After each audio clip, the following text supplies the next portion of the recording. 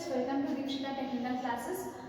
आज जीटी के पिछले क्लास में हमने इंट्रोडक्शन ऑफ इंडियन रेलवे और इसके कुछ पार्ट्स जैसे कि organisation of Indian railway, zones of Indian railway के बारे में पढ़ा था और उन सारे टॉपिक्स को कवर किया था। इस क्लास में हम पढ़ेंगे कंपैरिजन बिटवीन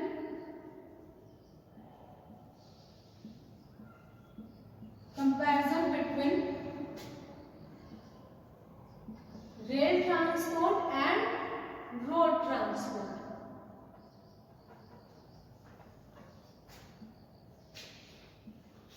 ओके,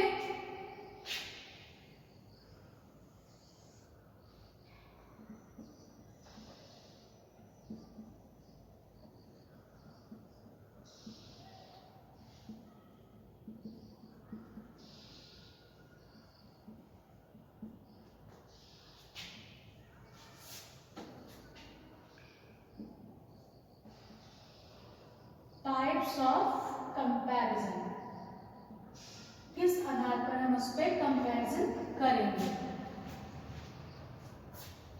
ओके, तो सबसे पहला है एक्सीडेंट रेट।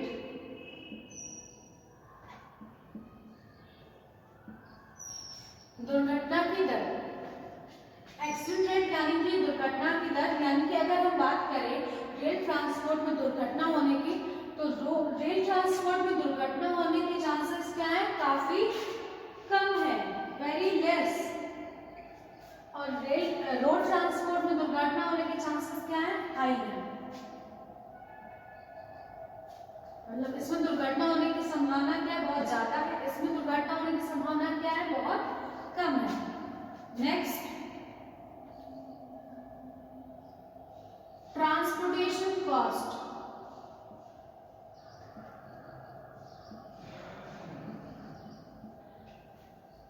अगर हम रेल ट्रांसपोर्ट की बात करें तो जो यात्रा करने में जो एक प्रति व्यक्ति यात्रा करने का जो खर्च होता है वो क्या होता है? कम होता है। इसमें क्या होता है? लेस होता है। ठीक। और अगर हम बात करें रोड ट्रांसपोर्ट में, तो जो ट्रांसपोर्टेशन कॉस्ट होता है यानी यात्रा करने का जो खर्च होता है, यातायात लागत होता है, वो क्या होता है? प्रति व्यक्ति हाई होता है। ठीक। नेक्स्ट है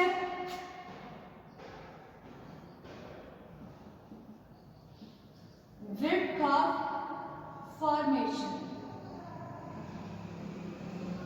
जो रास्ते की चौड़ाई होती है, अगर हम रेल ट्रांसपोर्ट की बात करें, विड्थ ऑफ फॉर्मेशन मतलब रास्ते की चौड़ाई, तो अगर हम रेल ट्रांसपोर्ट की बात करें तो जो रास्ते की जो चौड़ाई होती है वो काफी कम होती है, पटरियां एक निश्चित दूरी पे एक दूसरे के साथ लगी होती है, वही हमारी क्या होती है? फॉर्मेशन विड्थ होती है, यानी रास्ते की चौड़ाई होती है। तो अगर रेल ट्रांसपोर्ट की बात करें तो रास्ते की चौड़ाई क्या होती है? वेरी लेस होती है।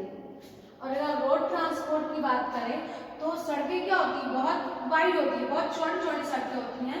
तो जो हमारी रोड ट्रांसपोर्ट की विड्थ ऑफ फॉर्मेशन होगी या फॉर्मेशन विड्थ होगी वो क्या होगी? हाई होगी, क्योंकि सड़क की चौड़ाई क्या होती है? ज्यादा होती है। नेक्स्ट है स्लोप। जो रेल यानी ढाल, तो अगर जो रेल ट्रांसपोर्ट है उसमें क्या होता है? बहुत कम ढाल किया जाता है, और सड़क में क्या होता है? बहुत ज्यादा ढाल दिया जाता है, कि मतलब कभी भी आपका रोड ऊंचा नीचा कोई भी स्लोप वर्टिकल हॉरिजॉन्टल दिया जा सकता है। और इसमें क्या होता है? जब हमें बहुत ज्यादा जरूरत होती है स्लोप की तभी प्रोवाइड किया जाता है, और वो भी बहुत लेस प्रोवाइड किया जाता है। तो स्लोप इसमें क्या होता है? लेस होता है, और इसमें स्लोप क्या होता है? हाई होता है। ठीक। नेक्स्ट है लॉन्ग डिस्टेंस।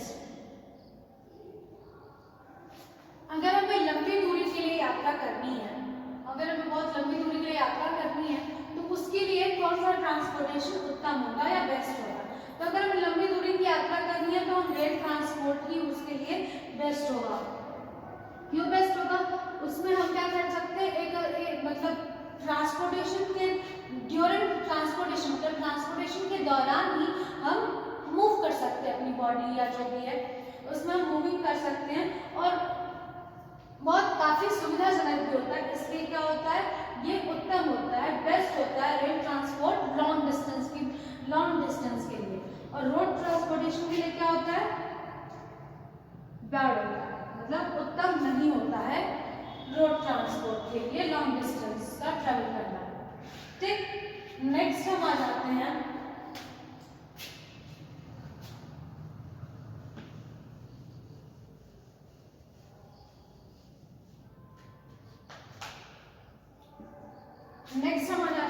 Time limit.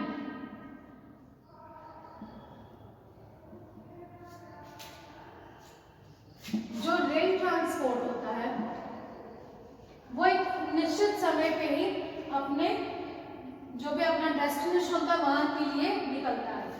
तो इसमें क्या होता है, टाइम लिमिट क्या होता है, डिटरमिन्ड होता है कि मतलब इतने ही टाइम पे ये ट्रेन निकलेगी। ठीक, तो इसमें क्या होता है, टाइम लिमिट डिटरमिन्ड होता है कि मतलब इतने ही टाइम पे ये ट्रेन निकलेगी या जो भी है। लेकिन रोड ट्रांसपोर्ट में ऐसा नहीं होता है। रोड ट्रांसपोर्ट में कभी भी आपकी जो भी वाहन है वो निकल सकती है कितने भी बजे। तो इसमें क्या होता है, नॉट डिटरमिन्ड, मतलब कोई निश्चित नहीं है। और इसमें क्या है, निर्धारित है, निश्चित है कितने ही बजे ट्रेन निकलेगी। और इसमें क्या है, निश्चित नहीं है। नेक्स्ट है हमारा यूज। जो रेल ट्रांसपोर्ट होता है उसका उपयोग क्या होता है, केवल और केवल ट्रेन्स के लिए होता है। अब ये ट्रेन्स या तो गुड्स ट्रेन होती हैं या तो पैसेंजर ट्रेन्स होती हैं। मतलब या तो ट्रांसपोर्टेशन ट्रेन्स होती हैं। गुड्स ट्रेन मतलब मालगाड़ी, ट्रांसपोर्टेशन ट्रेन यानी कि यातायात के जो ट्रेनें चलती है। और रोड ट्रांसपोर्टेशन में कोई भी वाहन, कोई भी व्हीकल या वाहन रोड ट्रांसपोर्टेशन के लिए यूज किया जाता है।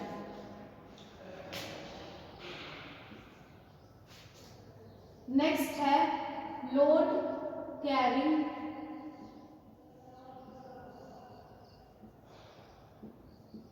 कैपेसिटी। तो रेल ट्रांसपोर्ट की जो लोड कैरिंग कैपेसिटी है वो क्या होती है, हाई होती है। क्यों, क्योंकि पूरी की पूरी ट्रेन चलती है माल ढोने के लिए, पूरी की पूरी ट्रेन चलती है लोड को बेयर करने के लिए, लोड को कैरी करने के लिए। तो इसका क्या होता है, लोड कैरिंग कैपेसिटी हाई होता है। और इसका रोड ट्रांसपोर्ट का अगर हम लोड कैरिंग कैपेसिटी के बारे में बात करेंगे तो वो क्या होता है, वेरी लेस होता है, क्योंकि हम एक लिमिटेड सामान ही बार बार रख सकते हैं।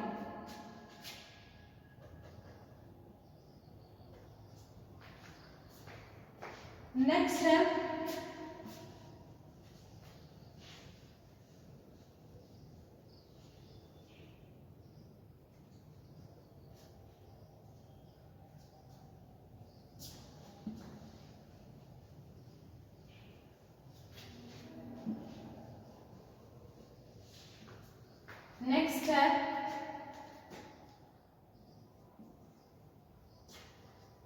Maintenance cost.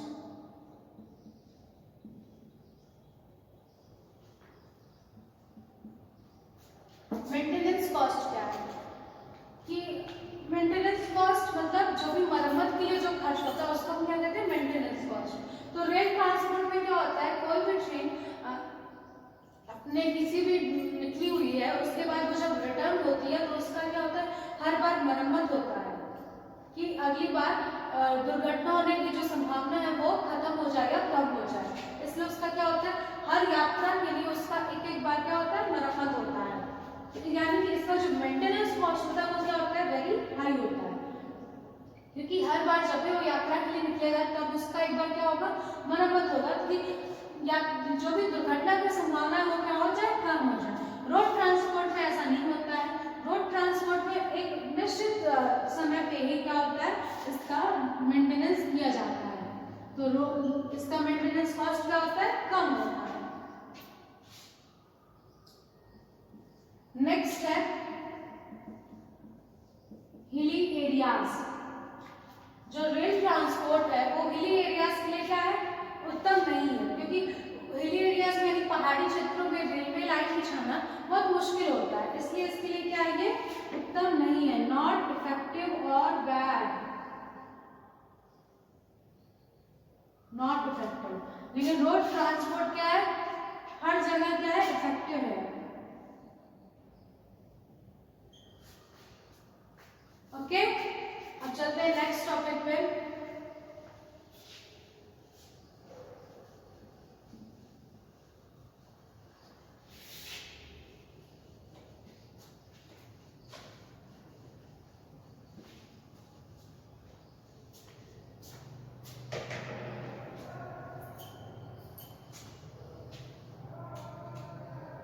नेक्स्ट है एडवांटेजेस ऑफ रेल ट्रांसपोर्ट, यानी रेल ट्रांसपोर्ट होने के क्या क्या एडवांटेजेस हैं, क्या क्या हमें लाभ है। तो सबसे पहला है cheap and safe. Cheap and safe क्या है कि जो रेलवे का यात्रा है वो काफी सस्ता है। अगर हमें लॉन्ग डिस्टेंस करना है उसके लिए हमें जो रेलवे की यात्रा है वो काफी सस्ती है और सुरक्षित भी है। सस्ती होने के साथ साथ ये बहुत ज्यादा सुरक्षित है, तो ये क्या है, चीप एंड सेफ। नेक्स्ट है इजीली अवेलेबल।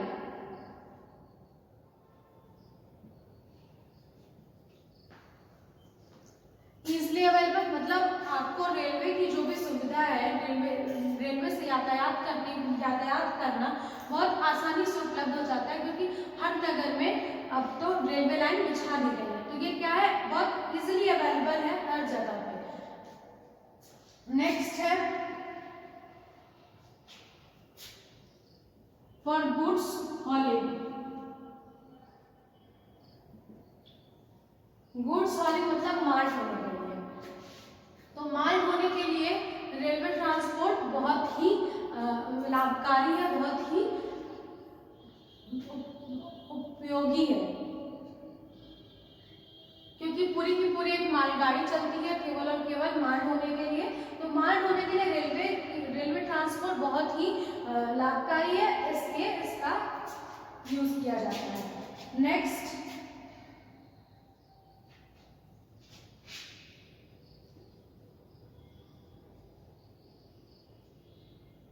डेवलपमेंट ऑफ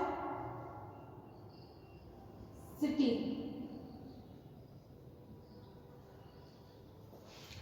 किसी नगर में अगर रेलवे लाइन है तो हम कह सकते हैं कि वो नगर क्या है, विकसित है, वो नगर पूरी तरह से डेवलप हो चुका है, वो सिटी पूरी तरह से डेवलप हो चुकी है, वहाँ पे रेलवे लाइन है, वहाँ वो पूरी जो भी सिटी है वो क्या है, वो डेवलप हो चुकी है। तो ये डेवलपमेंट ऑफ सिटी की ओर भी डायरेक्ट करता है कि अगर हमारे यहाँ रेलवे लाइन है तो हमारा जो शहर है वो क्या है, पूरी तरह से डेवलप्ड है। नेक्स्ट है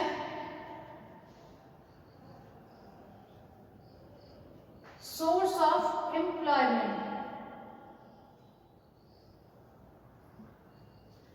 जो रेलवे ट्रांसपोर्ट है वो रोजगार का बहुत बड़ा स्रोत है, क्योंकि रेल चलाने के लिए, ट्रेन चलाने के लिए हमें ड्राइवर की आवश्यकता होती है और भी बहुत सारे टीसी की आवश्यकता होती है। तो ये सब क्या है, हमारे रोजगार के स्रोत हैं, इसके जरिए लोगों को रोजगार प्रदान किया जाता है। नेक्स्ट है सोर्स ऑफ इनकम। ये आय का मुख्य स्रोत है, ये सब जो हमारी भारत सरकार का आय है उसका ये क्या है, मुख्य स्रोत है, क्योंकि रेलवे से प्रतिदिन बहुत सारे लाखों लोग यात्रा करते हैं, तो इसलिए क्या है, ये सोर्स ऑफ इनकम, आय का मुख्य स्रोत है, सरकार की आय का ये मुख्य स्रोत है। नेक्स्ट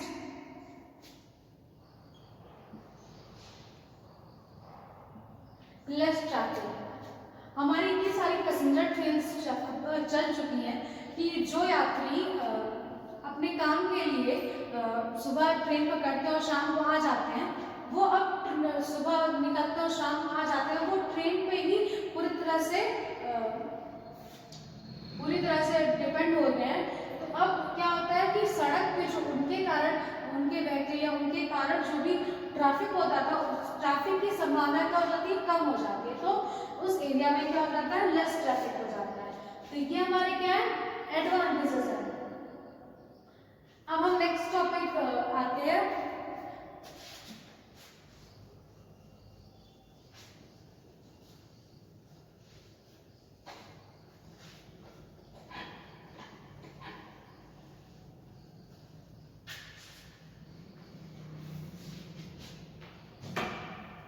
नेक्स्ट टॉपिक हमारा पब्लिक अंडरटेकिंग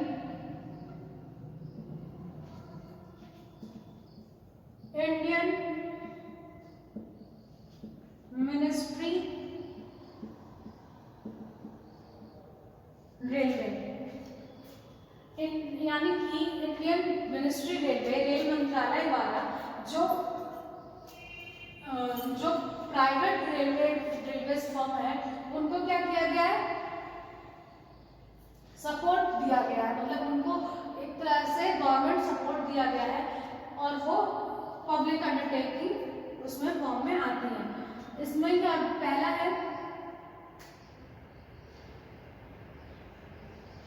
इसमें बहुत सारे हैं, हम यहाँ सिर्फ फेमस पढ़ेंगे। Famous Indian ministry public undertaking बहुत सारे हैं।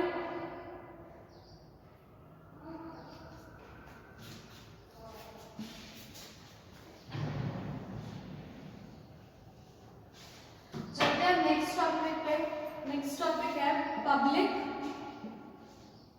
अंडरटेकिंग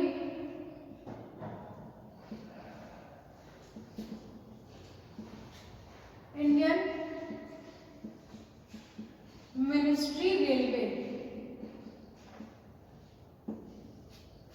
तो इसके अंदर हम क्या पढ़ेंगे, फेमस पब्लिक पढ़ेंगे।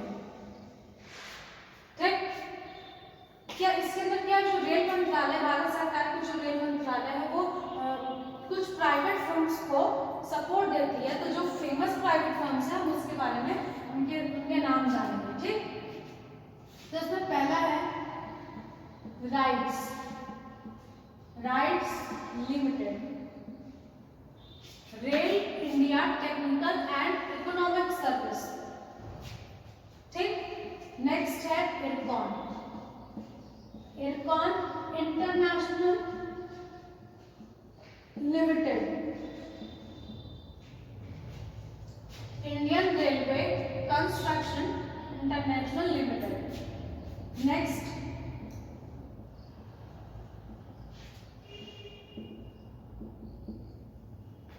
कनकोर limited, construction corporation of India CONCOR limited. Next IRFC limited,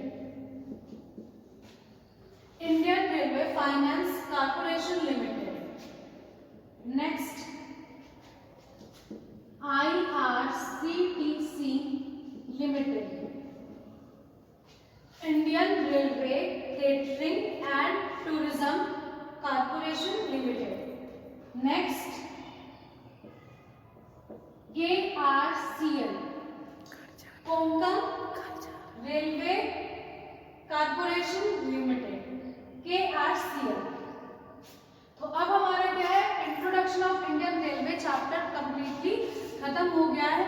अब अगले क्लास में हम आगे की सिलेबस को कवर करेंगे। वीडियो अच्छी लगी हो तो वीडियो को लाइक और शेयर जरूर करें।